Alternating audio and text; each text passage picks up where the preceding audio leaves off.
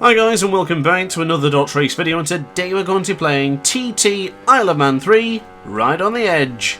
So this is our third video on TT. I've done the stream as well, and I'm beginning to get the hang of things. I'm still using the PS5 controller, which of course not particularly too fond of with the triggers, but hey ho, we'll probably get to that later on because no doubt it's bound to come up. But this is the laxey or laxey course, I'm not entirely sure how to pronounce it, and we're using the Yamaha R1. This is a very difficult track. Now all of the tracks are difficult, let's be honest, and learning the physics and the bikes and the way they handle is a challenge, but it's even more of a challenge when it's this scary track. Now this track didn't seem that intimidating when I looked at the map, so I thought give it a try, use the R1. I know some of the aces want to see it.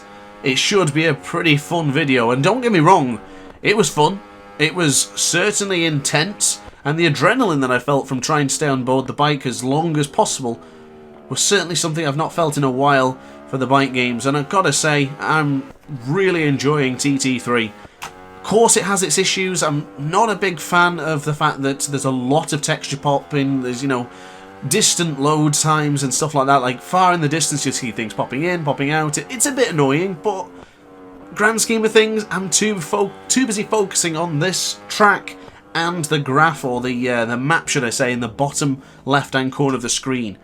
I am finding this is a challenging game to play because my eyes are everywhere, focusing on the map, focusing back on the track, looking at my speed, gaining where I'm going to be. Just a lot to it. Having good headphones and good speakers is paramount for this game, so you can hear when to change gears, maybe when to downshift as well. I do find it's a big help. And one of the big things I've found, which of course I will be looking at doing a guide very soon, it's all about the speed. If you get the right speed going into corners, whether you're a bit loose on the bike or whether you're quite stable, you will make the corners. If you go into some of these corners and you're too fast, it's an instant crash, and it's quite surprising at first, and it doesn't really make sense why you crash, but now I've really tried it and trialed different things, I'm figuring it out. So I do feel rather good in this track. I think the R1 feels fantastic. I'm still battling with the DualSense controller, so my acceleration sometimes seems aggressive, even though I'm not pressing it that hard. So I have included electronics at TCS3. I do find that helps me quite a bit, but we now go very tight, so the gooseneck, a very slow entrance into that right-hander there, and honestly, it helps a lot, going rather slow. But this point of the track is not the scary bit. The title does tell you it's going to be scary, which it is. It's a very intensive track, and it's very intimidating, and the higher we go up, we must come down, and we come down downhill, and we come down fast, and we get to see that in a bit, and honestly, it's a nerve-wracking experience, let me tell you. I think maybe the heart rate monitor has to come on for some of these videos, I assure you that'll happen in the future. But nice change of direction here for the Memorial. Like the way the bike feels when braking in a straight line. It does feel natural, it feels responsive, and rather smooth. So I am a big fan of getting the understanding of the braking. I find it's a nice experience, rather than trying to just jam on the brakes or just tap it dead lightly sometimes. I find it's a good balance.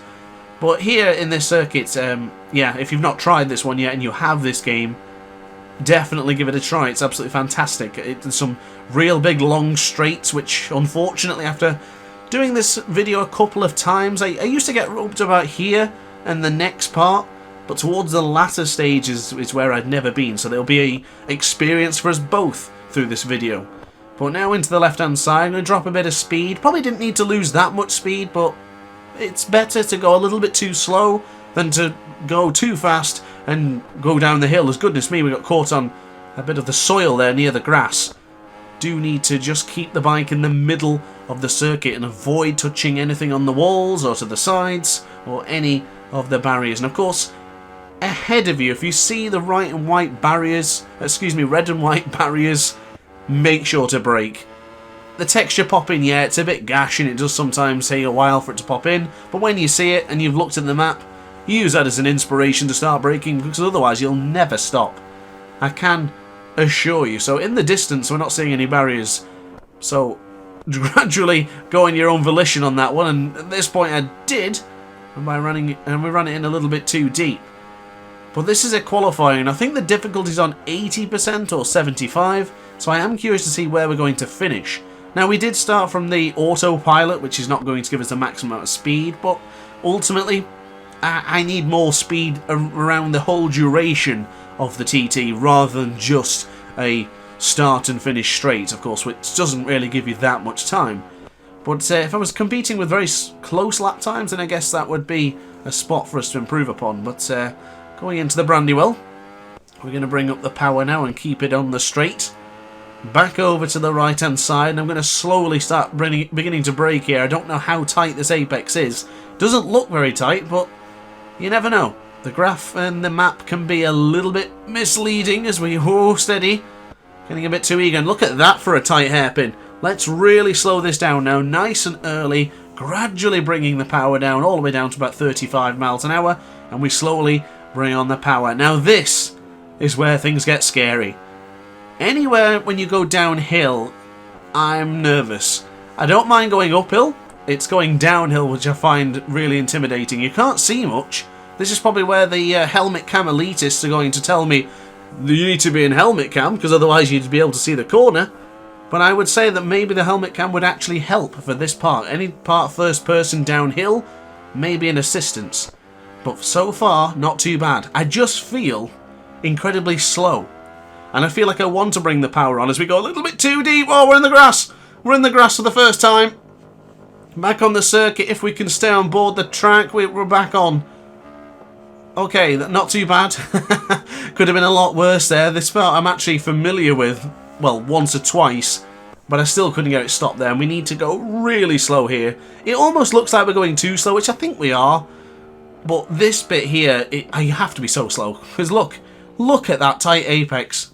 That hairpin is not made for motorcycles. And once again, another tight hairpin. Love this track though. This is a fantastic combination of stop and start corners, slow entries, slow exit speeds, then straight into fast and then back into slow again. It's got everything. The undulation in these tracks is just utterly fantastic. It's absolutely brilliant. Of course, guys, if you are enjoying the content, you're still here, be sure to hit the subscribe button because I've got a lot more TT Isle of Man 3 content coming very, very soon. But now again, another very tentative DrAce entering another corner. But now, rub your hands together, ladies and gentlemen. We can bring on the power once again. And that is one of the scary parts done and dusted. Anytime we go downhill when it's really tight like that, it's scary. And that was a nice jump as we're trying to get some more airtime here with the R1. But we're going to get really cocky here. I didn't want to have too much temerity going into this corner because it looks really tight. I think that was the right amount of speed. Probably could have gone a little bit quicker, but it was, yeah, more or less close enough too. And that is a hairpin. That is a tremendous hairpin. Can we get the bikes to look how sensitive and gentle we are? But that's how it's got to be done. It's a scary track, this. Getting really close to the walls. We're going downhill again. Now into the built-up area. Lots of houses, lots of people, fans watching. I'm sure they'll be here. There they are on the left-hand side, right-hand side as well. Going across the railway lines in a moment. This is beautiful. This looks fantastic. But it's really nerve-wracking. Because bear in mind, we've done 8 minutes now. And I don't know anything about this circuit now. From the downhill part, that's as most as I got. That was the furthest I got in my previous attempt. Now, it's down to this. I do not know much about this part. In fact, I don't know anything about it, so we're just going to have to go for it. You can see another right-hander coming up. That's too early, actually, upon the brakes.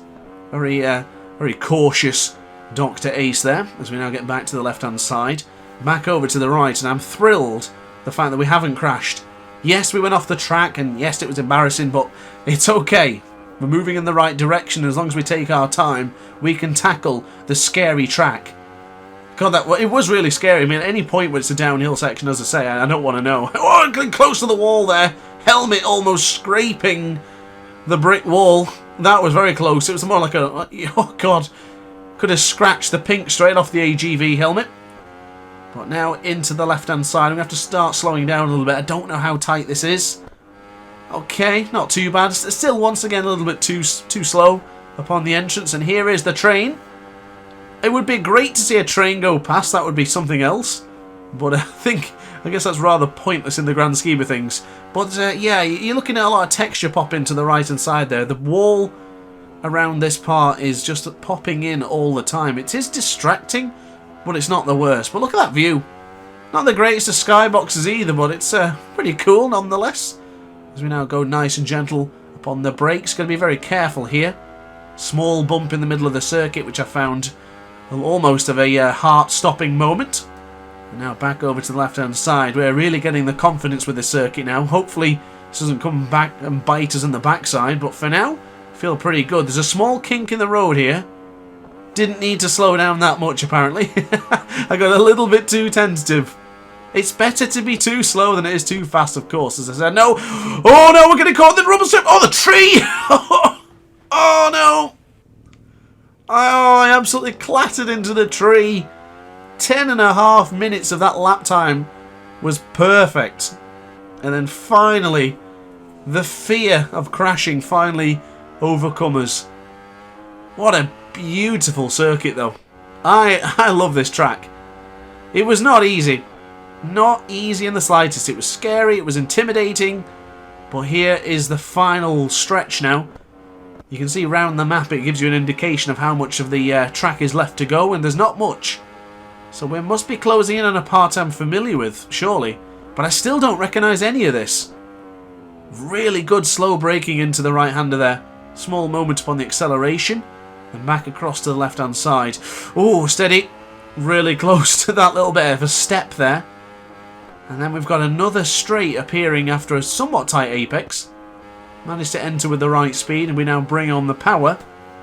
Don't know where we're going to be against the AI, but I don't feel the lap time's been that bad. Probably lost around 20, 30 seconds maybe, and there it is. There's the start, finish straight. Whoa, a small moment up on the right-hand side there, and we finally got another track done. This is going to be a challenge in itself, just completing the lap times. A 12-minute 2 for James Hillier. Not a bad performance, if I say so myself. So the end of the qualifying, and we're still dead last. 29 seconds behind Kalju, so we are nowhere near, unfortunately. But I enjoyed that, and that's all that really mattered. It was an intimidating track, that one, and I'm glad we've done it. So which track do you want to see next? Let me know in the comments section down below, and I guess I'll crack on with the video. But thanks for watching, guys. It's been a pleasure. I'll see you in tomorrow's video. Don't forget to like, comment, and subscribe. Ciao for now. Oh hi! Didn't quite see you there. Good to see you're still here. If this video didn't quite set your appetite, then why not watch some more DrAce content by clicking the video shown on screen now. Furthermore, if you would like to follow me on social media, you can do so now with the links down in the description. Consider subscribing so you don't miss a single DrAce video.